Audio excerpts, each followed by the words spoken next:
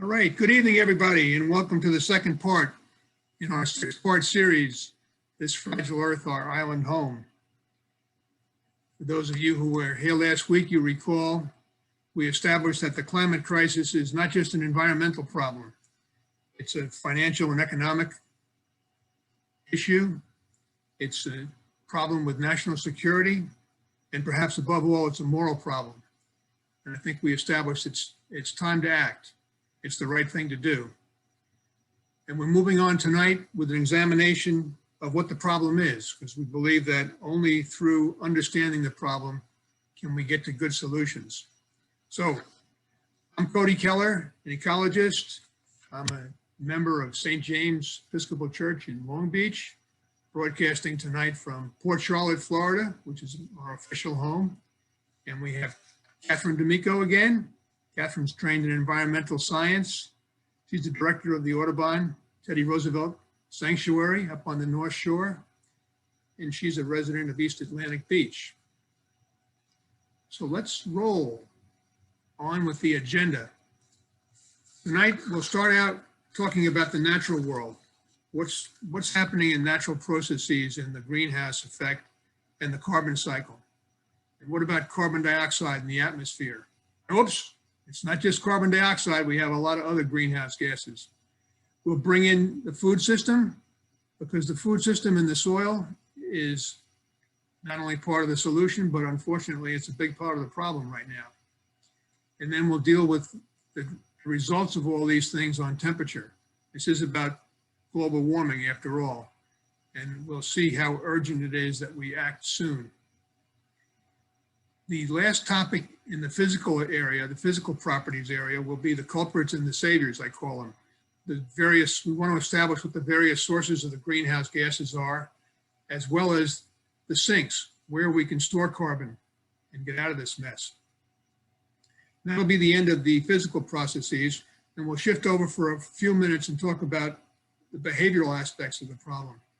Unfortunately, but reality is, there's lots of skeptics and deniers, and many special interests that are very happy with the status quo. And that's part of the problem we'll have to deal with. So then we'll summarize, and then we'll have, if we time it right, we'll have about 45 minutes of talking and then about 15 minutes of Q&A. I'll ask you to use the Q&A button. It's either down at the bottom of your screen or up at the top, depending on what application you're using. And you can queue up the questions whenever you want. If you see a chat box down there, please ignore it. But we don't have enough staff here to monitor the chat as well as the Q&A. So please put your questions in the Q&A. All right, let's roll. First, we'll start with the greenhouse effect. The natural phenomenon is at the center of the climate issue. Greenhouse gases are often thought of as a dirty word, but it's important that we understand them in the context of them being an essential and beneficial process. So we're going to look now at a 2.5-minute video from NASA Kids that'll explain the greenhouse gas effect very nicely.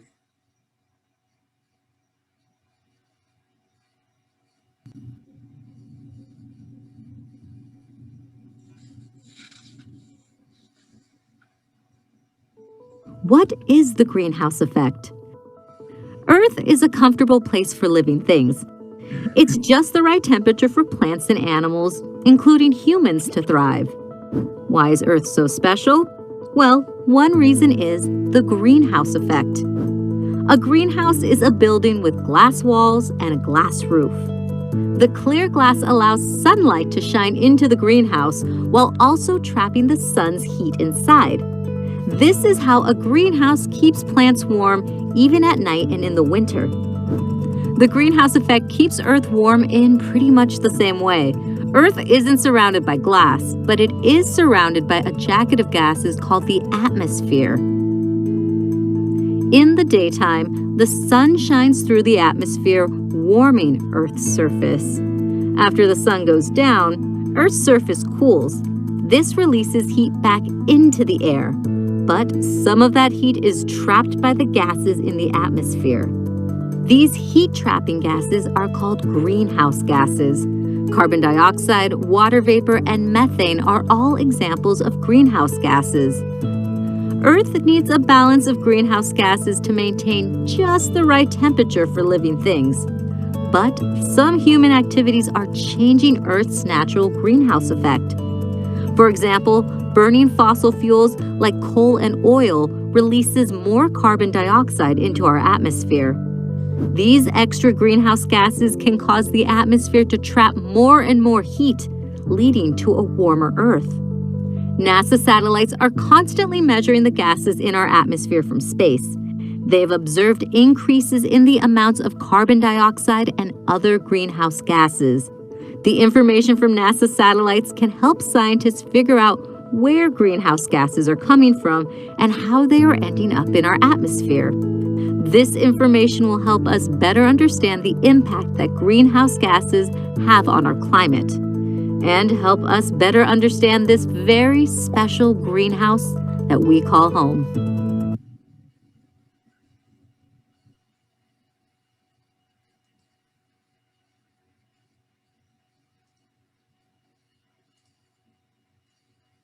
Okay, the important takeaway from my viewpoint is the value of the greenhouse effect. We need it to insulate our planet to provide enough warmth to live comfortably. We also need to recognize how human activity is impacting this effect, trapping too much heat and driving up global temperatures. But let's leave Frosty the Snowman for now and move on to another natural process, the carbon cycle. We need to understand the basics of the carbon cycle. This is a pretty busy picture. Please bear with me, and maybe we can take away the important things from this concept. NASA tells us that carbon is the backbone of life on Earth. We are made of carbon, we eat carbon, and our civilizations, our economies, our homes, our means of transport are all built on carbon.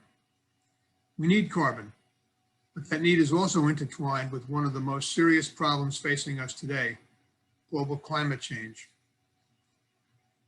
This diagram from the Department of Energy that we've got from NASA shows the movement of carbon between land, the atmosphere, and the oceans. It's really cool, no pun intended, to see how nature works. The yellow numbers are the natural fluxes. You can see here we have natural from the atmosphere to the earth, from the atmosphere to the ocean, and back and forth. The red numbers are human contributions. You can see here in the center the human emissions of carbon into the atmosphere. And the white numbers indicate stored carbon. That's good stuff. You see we have stored carbon in the soil that comes through photosynthesis. We have stored carbon in the atmosphere, which is actually becoming a problem with too much carbon in the air. And of course, we have carbon stored in the ocean. So there's a few things that we can really take away from here that are important. For one, obviously the human activity is causing too much carbon in the atmosphere. But also the natural processes, photosynthesis, with the forests and our farming activity, drawing carbon down and storing it into the soil is really important. Of course, I think you've all heard about deforestation and problems with farms and too much emissions.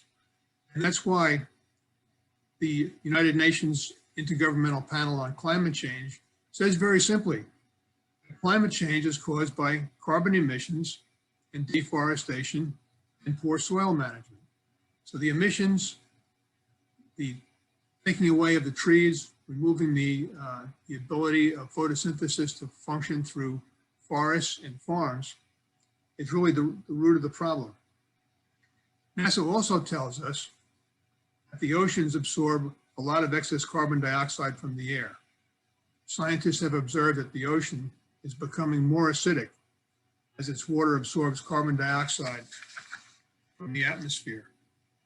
More acidic water can be harmful to many ocean creatures, such as certain shellfish and coral.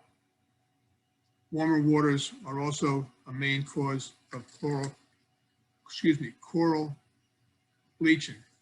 It's a significant problem, but a separate problem from climate change.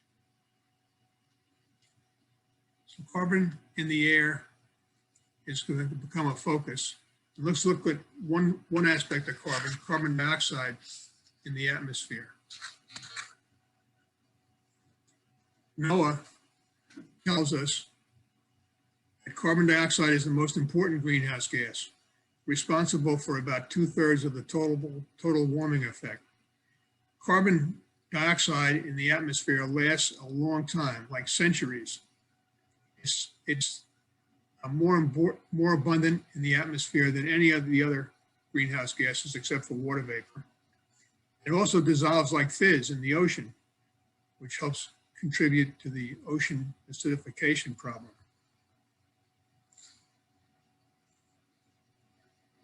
Let's look at this illustration here from the National Oceanographic and Administration. It covers almost 1 million years of carbon dioxide. Here we are over here now. This is going backwards in time. On the vertical axis, we have the amount of carbon dioxide in the atmosphere in parts per million. The peaks and valleys, you can see the amount of carbon tracking back and forth, cycling pretty regularly over time. The peaks and valleys track ice ages, where we have low carbon dioxide, and warmer interglacial periods, where we have high concentrations of CO2. Is about the highest it ever was in historical time. Just shy of 400,000 years ago, it almost reached 300 parts per million. It's important to see that during these cycles, over almost 1 million years, until recently, CO2 has never been higher than 300 parts per million, and consistently cycling between about 150 and 300 parts per million, almost regularly like clockwork. And then, of course, we have the recent increase, this orange dashed line on the right. It looks virtually instantaneous. This is what's happening now. If it wasn't for man's activity, it would actually be heading for a low CO2 cycle. We should be coming down this way towards another ice age. Instead, CO2 is rising. And let's look at that now and the relationship with emissions.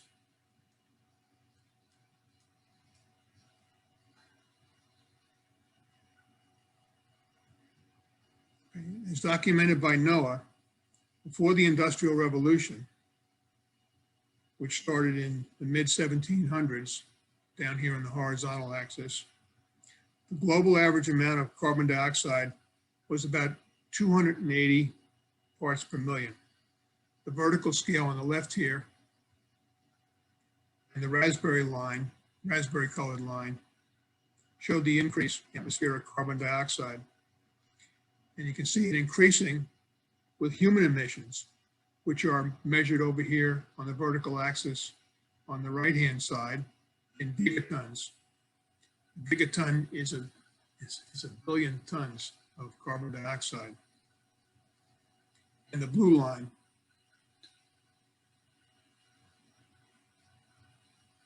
the annual CO2 emissions are measured, as I said, in billions of tons, gigatons. Emissions rose slowly to about 5 billion tons or 5 gigatons a year in the mid-20th century, where my cursor is here, before skyrocketing to more than 35 billion tons annually by the end of the century.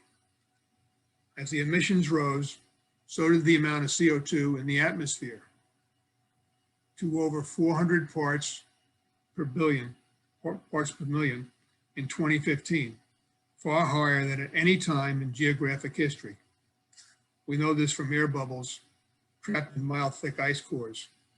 The highest average amount of CO2 in the past billion years or so, as we showed before, had never exceeded 300 parts per million. We can see the picture emerging now. Increased emissions causing more heat trapping gases.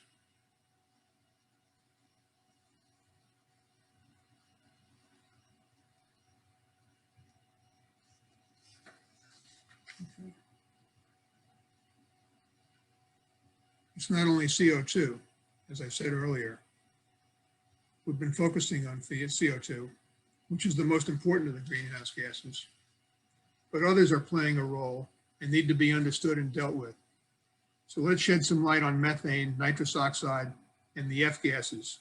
The F gases being chlorofluorocarbons 11 and 12, whose contributions to the warming effect are shown in this graphic from NOAA. And it's important that we're not showing volume here. We're showing contributions to the heat imbalance. We're showing the influence on of the greenhouse gases in terms of the vertical axis here. Methane, CH4. It's important to know that methane is actually natural gas. The formula for natural gas is CH4. Methane in the atmosphere comes from fracking and other natural gas leaks, beef stock, agriculture, and from landfills. While methane does not stay around as long as carbon dioxide in the atmosphere, its impact is far more dramatic. Methane is 25 times more potent as a global warming gas than carbon dioxide. So think about this. If we burn natural gas on your stove or wherever, you're going to release carbon dioxide to the atmosphere, which is not good. But if you don't burn the methane, burn the natural gas, and you release it as methane from whatever, fracking, from landfills, it's 25 times more potent than carbon dioxide. We don't want methane leaking. And that's become a real problem. According to the New York Times reporting in 2020, oil and gas companies in the United States are hurting. They're moving more and more towards bankruptcy at a pace not seen in years, driven by the global price war and the pandemic that slashed demand for natural gas. And in the wake of this economic carnage is a potential environmental disaster. Unprofitable wells that will be abandoned or left unattended, even as they continue leaking planet-warming methane. This is a quote, across the country, wells are already being abandoned. North Dakota, in the heart of fracking country, went from 0 to 336 so-called abandoned or orphaned wells in just 2 months in the summer of 2020. In New Mexico, officials have identified 708 orphaned wells. Very risky. Methane's a big problem and increasing amount to worry about. Nitrous oxide,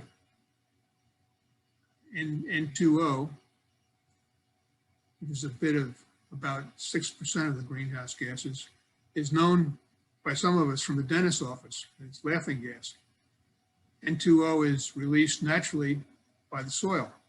Man-made emissions are from fertilizer and agricultural soils, livestock manure, runoffs, and leaching of fertilizers, burning biomass, and fossil fuel combustion and industrial processes, and also is from human sewage. Each pound of N2O has a global warming equivalent to roughly 300 pounds of carbon dioxide. And like CO2, N2O also stays around a long time in the atmosphere.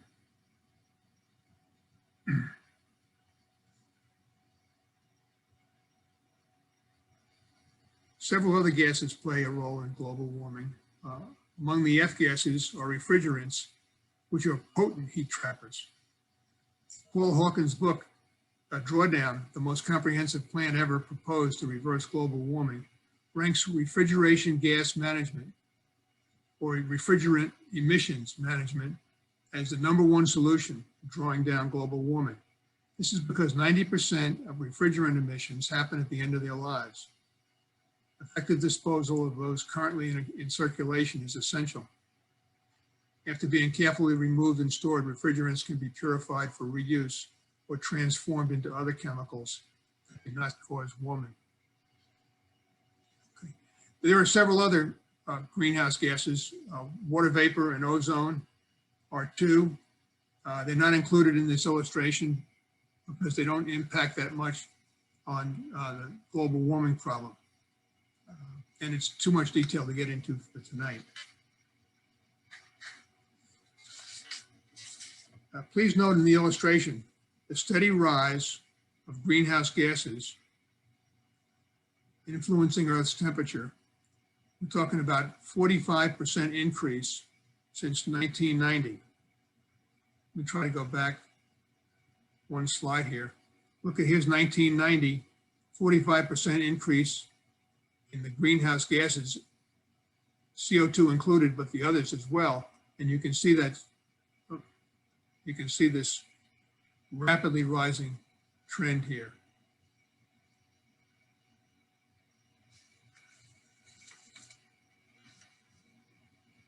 All right. We have to move on to the farm system and the food system, which is really a subset of the overall problem. The Union of Concerned Scientists tell us that food is woven deeply into the fabric of our daily lives. It should nourish our bodies, bind together communities, and provide a good living for the millions of people who work to produce, distribute, and sell it. And it should do this all while sustaining and regenerating the resources, the soil, the air, the water that it depends on. But this is not always the case. The current US food system too often plays a different and destructive role. Instead of keeping us healthy, it fuels epidemics of diabetes and heart disease. Instead of supporting strong communities, it exploits workers, worsens racial and income inequality, and drains money from local economies. Instead of working with nature in a resilient, sustainable way, today's dominant farming methods despoil the landscape, pollute air and water, and accelerate climate change. And these problems didn't arise by accident. They are a result of policies driven by narrow private interests rather than the public good.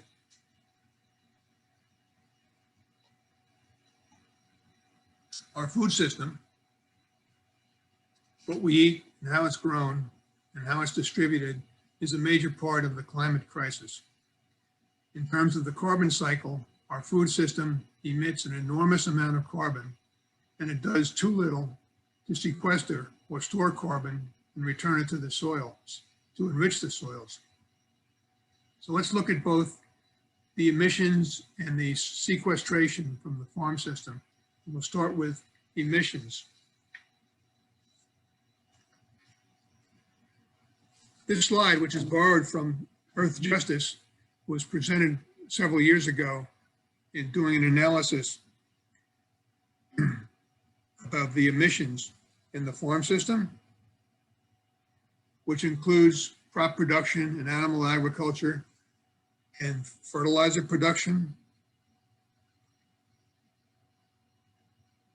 on-farm energy use, cropland soils, and the supply chain, transporting, waste management, and treatment, processing, refrigeration, and composting. Also includes residential cooking, refrigeration, and food waste. The outcome of the analysis for the total US greenhouse gases was that 21% of our greenhouse gas emissions are from the food system. That doesn't include imported food. When you take into account imported food, the greenhouse gas emissions from our food system were estimated to be between 20 and 30% of our total emissions.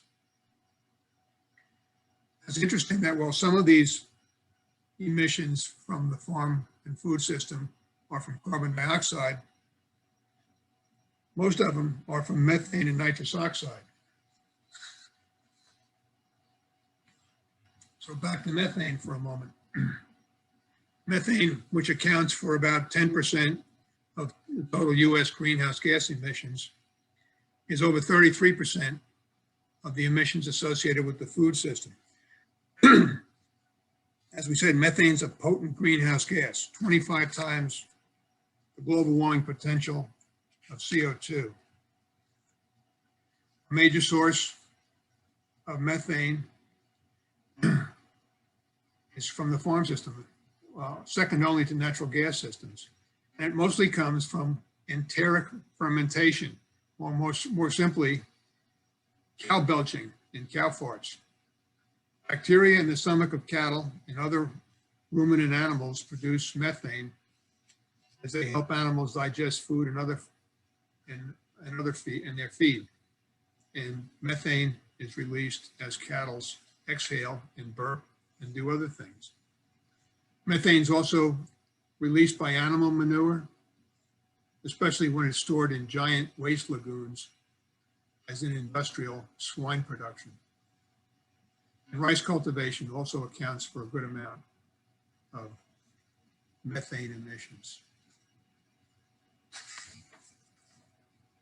Nitrous oxide, as we said, is a potent greenhouse gas, with about 300 times the global warming potential of CO2. It accounts for almost 6% of US greenhouse gas emissions, but over 83% of the N2O emissions associated with the food system.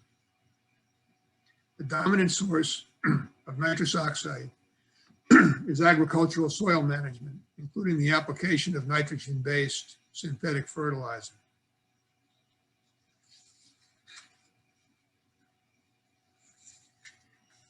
Carbon dioxide is also emitted in the food system, including in the fossil fuel combustion involved in the production of inputs like fertilizers and pesticides, food processing, transportation, and refrigeration, among other things. Nevertheless, CO2 emissions are relatively small portions of emissions in the food system, like less than 8%, even though CO2 emissions overall are about 80% of US emissions. Okay, so that's the emissions caused by the food system. Let's look now at what's happening with sequestration in the food system. What's getting stored in the ground and what's not getting stored in the ground, in the soils, and why.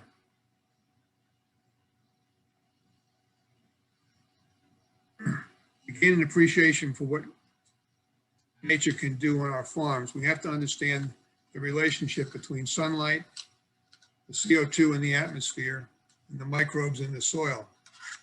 It's all about that wonderful process of photosynthesis we learned in 8th grade, at least for my generation. Tom Newark, the founder of Carbon Underground, and Diana Wall, a professor of biology at Colorado State, were speakers 2 weeks ago on Science Friday, and they described one of nature's wonders.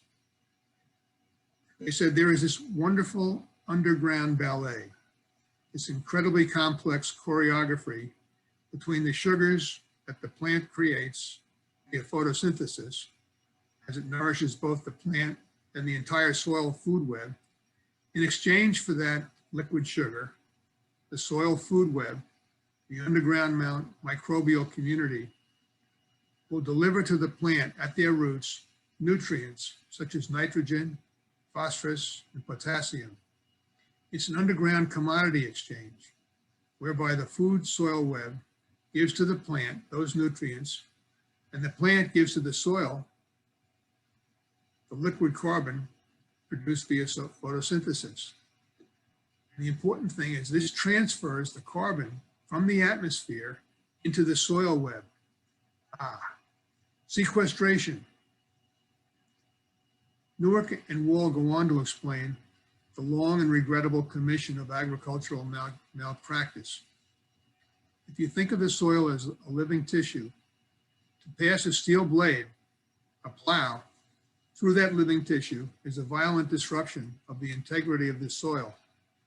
In addition, pumping synthetic nitrogen fertilizer and different pesticides into that living tissue disrupts and distorts the healthy activity of that community of life. Meanwhile, in addition to wrecking the underground microbial community, modern agriculture is releasing the carbon dioxide into the atmosphere. As a result, the IPCC is saying that modern agriculture is a source of carbon contamination. Historically, somewhere between 20 and 40% of all the legacy carbon dioxide in the atmosphere has been transformed from damaged soil back into the atmosphere. Our farm system, instead of being a great opportunity for sequestering carbon, is sending greenhouse gas back into the atmosphere. Our industrial farming practices are a big part of the climate problem, and at the same time, a deterrent to healthy, fertile soil that is also losing its ability to retain water and also is more susceptible to erosion. I hope you can see that our industrial agricultural processes are a big part of the problem. And it's not just climate. Our food system is killing itself by destroying the very soil it needs to survive.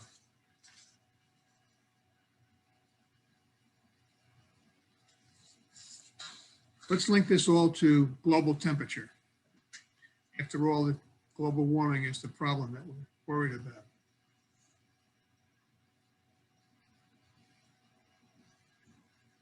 This graph on the right is from the IPCC Special Report on Global Warming. And you can see over on the left-hand axis, we have global temperature in Celsius. And you can see that we have, by 2017, we have increased global temperature relative to pre-industrial levels by 1 degree Celsius, which is about 2.7 degrees Fahrenheit.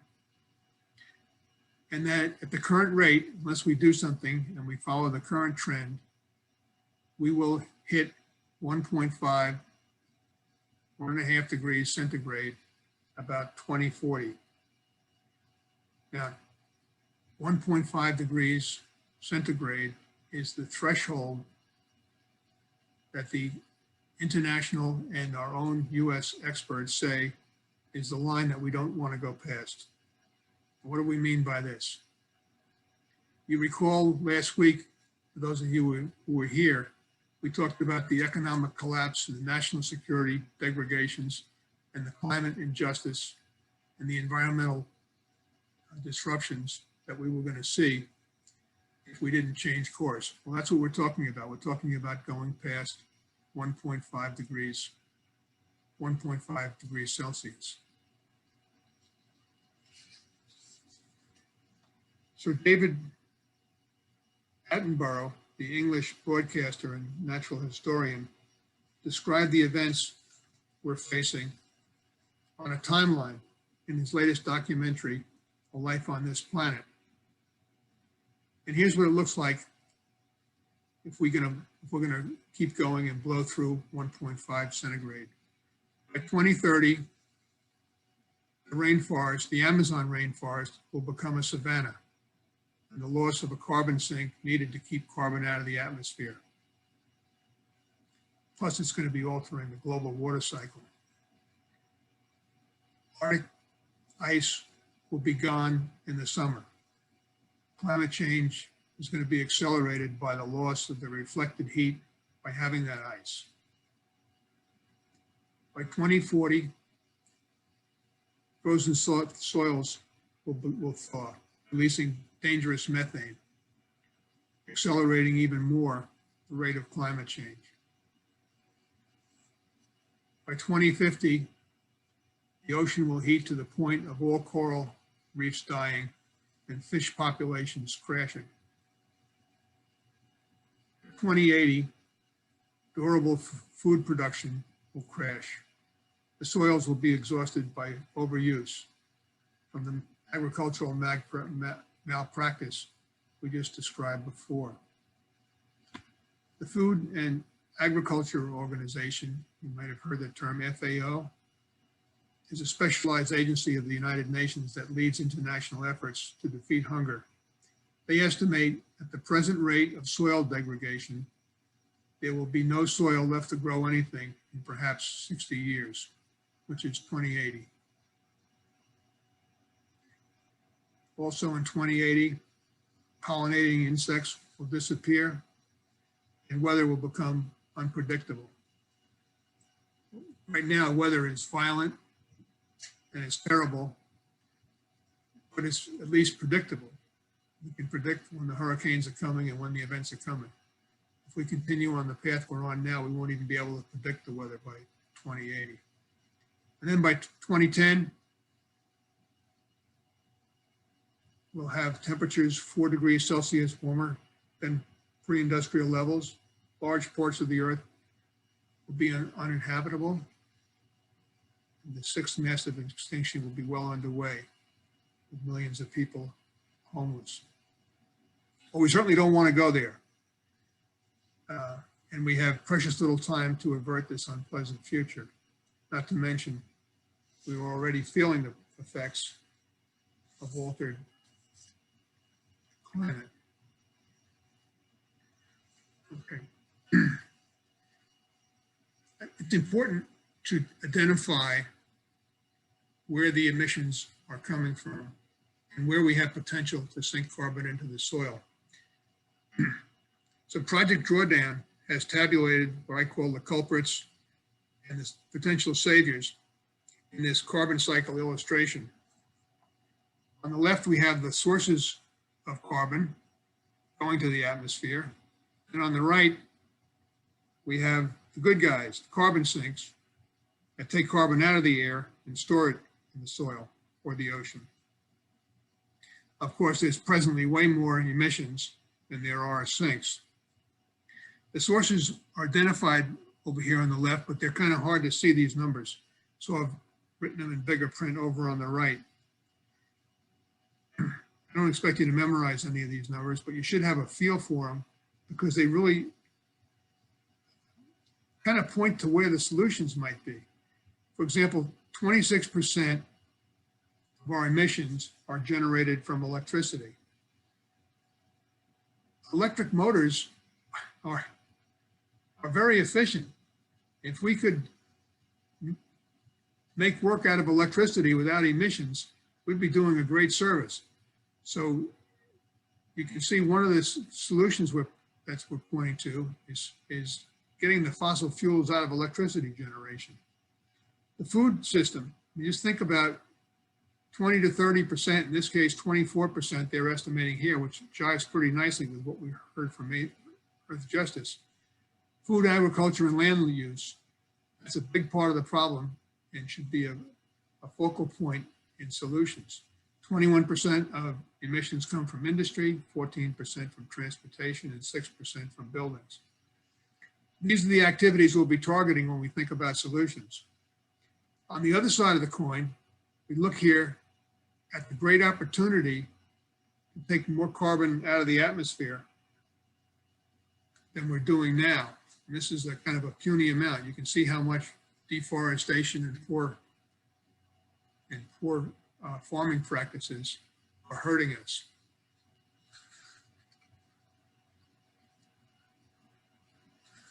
Okay, so that sums it up for the physical aspects of the problem.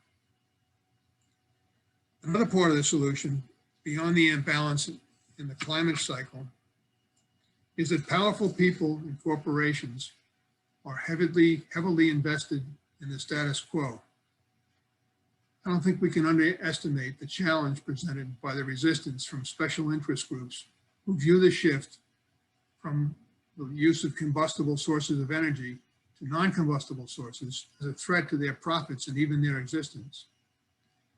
Naomi Klein wrote in This Changes Everything, Capitalism versus the Climate, explains that many people would rather kill, they'd rather kill off life as we know it instead of leaving potential profits in the ground. This is the thinking of many oil and gas companies and the utilities who have had their way for decades. Think about nations like Saudi Arabia, whose status has been determined by the oil reserves it sits on. These entities have enormous resources and powerful lobbies in the halls of our government. While they cannot vote, they buy influence, and they have little trouble making some people believe that alternative sources of energy are a waste of money. These interests are also move run-of-the-mill climate deniers, some moved by their own financial interests in fossil fuel pension plans, to try to stifle action on climate change. The reality that many people have an inaccurate understanding of the threat of climate change and that it is human caused is not an accident. Merchants of Doubt, the cover of that book is shown here, is one of the most talked about books on climate change in recent years. It tells the story of how a loose-knit group of high-level scientists and scientific advisors with deep connections to politics and industry ran effective campaigns to mislead the public and deny well-established scientific knowledge for decades. The same individuals who claim that science of global warming is not settled have also denied the truth about studies linking smoking to lung cancer, coal smoke to acid rain, and CFCs to the ozone hole. It's no accident that many politicians and regular people are standing in the way of solutions to the climate crisis to make real changes to put our food system, changes to our food system, excuse me. Mark Bittman, writing in the New York Times, says the struggle for your health is not a battle between you and the scale or you and the brownie. Excessive weight is a combination of is a symptom, not one of laziness, stupidity, or a lack of discipline, but of a food system that thrives on pushing junk. The struggle is really between you and the system, between you and agribusiness, food processors, marketers, and retailers that tell you that junk, their most profitable product, is what you should be buying. And the politicians who enable them are not doing us any favors either. It's another aspect of the problem. What often seems like hordes of skeptics and deniers in important places and in our neighborhoods are serving as a barrier to the urgent changes we need to solve the climate crisis. So programs like this are one tool of the attempt to overcome the disinformation these vested interests put out. Other strategies to deal with them will be presented later in sessions 4 and 5 when we deal about solutions in our own realms and solutions in government. Okay, let's summarize the lessons for tonight. The climate crisis is real, it's very bad, and we, human activity, have caused it through an imbalance in nature's carbon cycle. The root cause of the problem is too much heat-trapping gas in the atmosphere, which in turn is caused specifically by two things. One is too many emissions of the human activities generating carbon or greenhouse gases, CO2, methane, nitrous oxide, and the F gases. The specific activities responsible are generating electricity, the food system, industry, transportation, and buildings. The second root cause is insufficient photosynthesis, taking carbon from the atmosphere and storing it in the soil. And that's as a result of deforestation and ineffective soil management. I think we've learned that our food system is playing an outsized role in the problem. And the problem is made difficult to solve in large part from the barriers created by special interests and disinformation. Let's step back for a minute and put the climate problem in context with the underlying cause. humans' blind assault on a natural world, as described by David Attenborough in his recent documentary, which we spoke about before, One Life on This Planet. His well-documented assessment is that by bad planning, selfishness, and human error, we are orchestrating the destruction of the natural world. It's more than climate. The loss of the diversity needed to sustain life as we know it, ruination of freshwater systems, overfishing. Man has removed 90% of the large fish from the sea. Climate is serious, but it's only one threat to our ecosystem and a livable planet. One last thought, and this is my opinion. I think back to what the faith leaders told us last week, telling us about our duty to be stewards for creation. Instead of good stewardship, it seems we have instead been exercising selfish and wanton domination over the earth. This may seem a bleak picture. That's because we have put ourselves in a bad position. It is alarming, and I hope that I have alarmed you somewhat tonight. There is good news. There are solutions, and we will talk about them in the next sessions, the next 3 sessions. But there's a lot of work to do. We've dug ourselves a deep hole. Okay, so that's a rundown of what the experts say about our national processes, greenhouse effect, the carbon cycle, and how carbon has been accumulating in the atmosphere, driving up global temperatures almost to a point of no return. If we blow through 1.5 degrees centigrade above industrial levels, it's going to be a bleak picture. Okay, it's time for Q&A. You can see down at the bottom the Q&A icon. If you see the raise hand or chat, please ignore them. But please type your questions into the question section and we'll do our best to answer them. Okay, ready for the first question, Coty? Yes.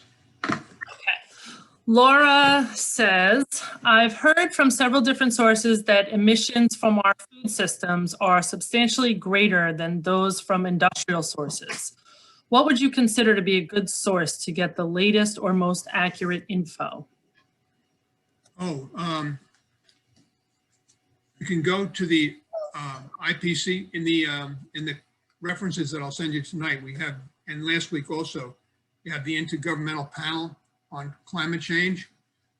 We also have the 4th Climate Assessment, which was written by Catherine Hayhoe and other US sources. The Project Drawdown, can't see it. Project Drawdown, which is also a reference that I use, and was the source of that drawing before, which shows where the sources of the various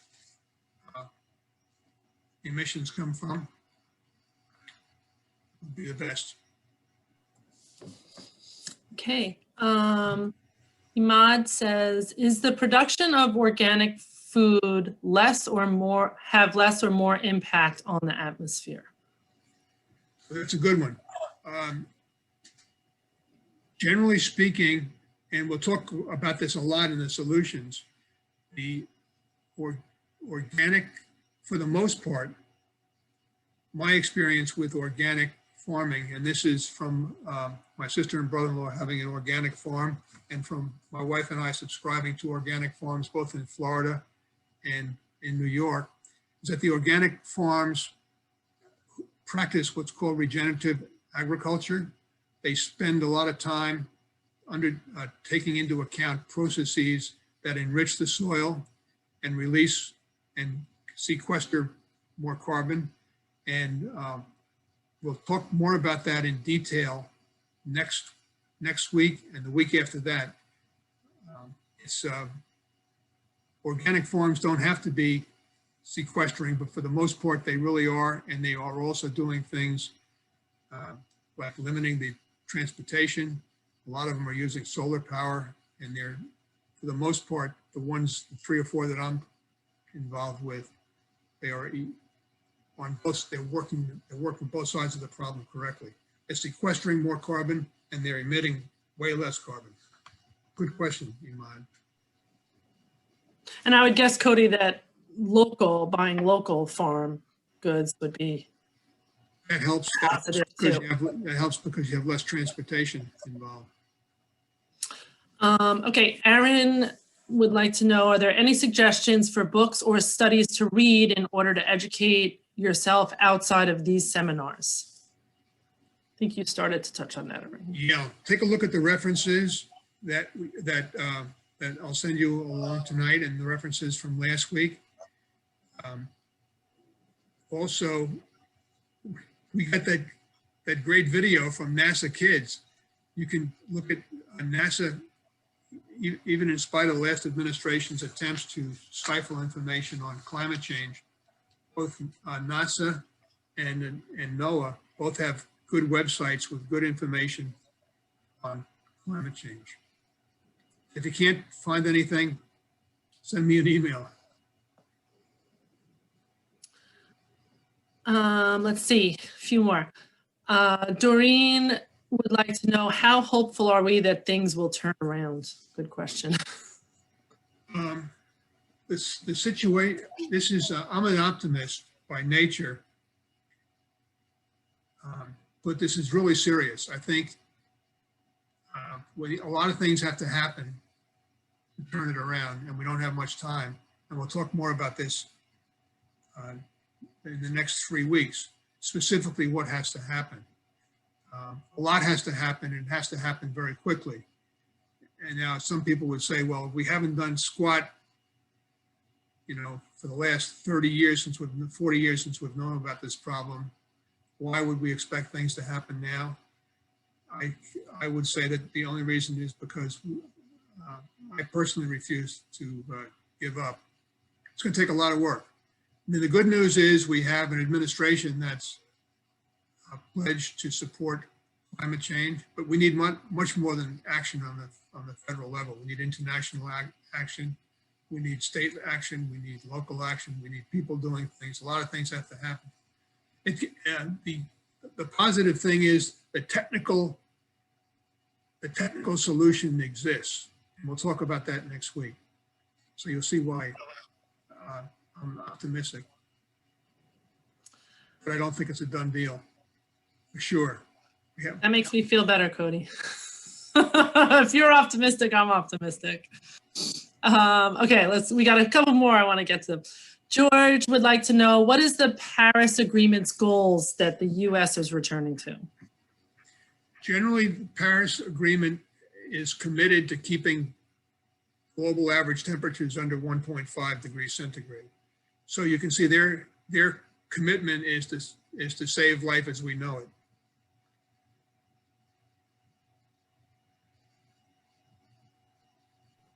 Okay, let's see. Judith, what are the top 3 changes you've made in your lifestyle to contribute to these solutions on an everyday basis besides these great seminars? Oh, thank you. I think my wife and I took this in 3 stages. The first stage was, we just said, well, we know, and we'll talk about this when we talk about what individuals can do. We said we want to reduce our carbon emissions. So we counted them up and we analyzed where our emissions were coming from. And we set to work and we made some investments and we changed our lifestyle, and we were able to reduce our emissions by about 75%. And we also saved a lot of money doing that.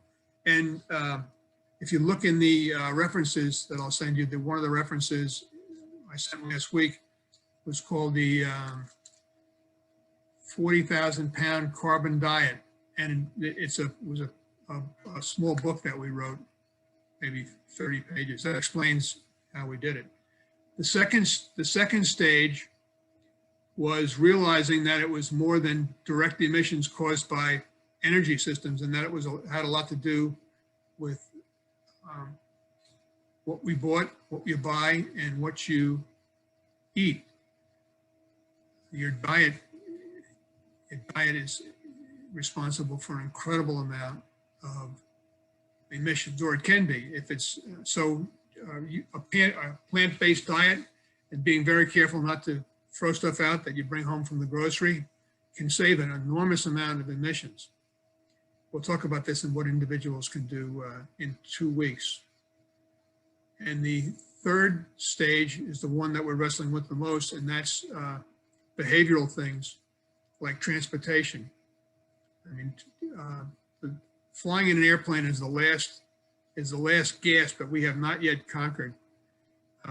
We have not figured out how to give up visiting the grandchildren for the sake of the world. Thanks for asking, Judy. And if you can't get a copy of Judith, if you can't get a copy of the 40,000-pound carbon diet, send me an email. I'll send you a copy. Judith also wanted to know about the benefits of local energy, food production for climate, jobs, economy, and social structure. But I think we're going to cover that in the next couple of weeks, right, Cote? Yes, very much in detail. That's very important. I think we're a little over time, so that might be all we have time to answer. Okay. And sorry we didn't get to all the questions. I carried on longer than I wanted to. If you have other questions, send me an email. The email you'll get tomorrow night will have my email, and just send me the question. So what's next? Well, we know from tonight that we've got some serious problems, and the implication is that we have solutions, and we definitely have solutions, and that's what we'll deal with next week. In what do we need to achieve as a society to keep us from blowing through the 1.5 degree threshold? That's what we'll deal with next week, which won't, and then that'll be followed with specific actions by individuals and governments in the week after that and the week after that. So that's what's next. You can expect a email from me tomorrow night. It's going to have some homework. There'll be a quiz. You don't have to hand it in. I won't keep track. The method to the madness with the quiz is the questions for which the answers are provided. We'll review the material we covered tonight and maybe help you review it. It'll also point you to registration for the next session. It'll have links to the references and the copy of this slideshow if you want to make a dartboard out of it. And I'll also have a recording of this webinar for people who missed it or want to listen to it again. Yeah, that quiz was the best. I was looking over it, and then I saw that all the answers were on the bottom. Yeah. All right. So, thank you all for joining us tonight, and we look forward to seeing you next week. And have a good evening, and please be safe. Good night, everybody. Night.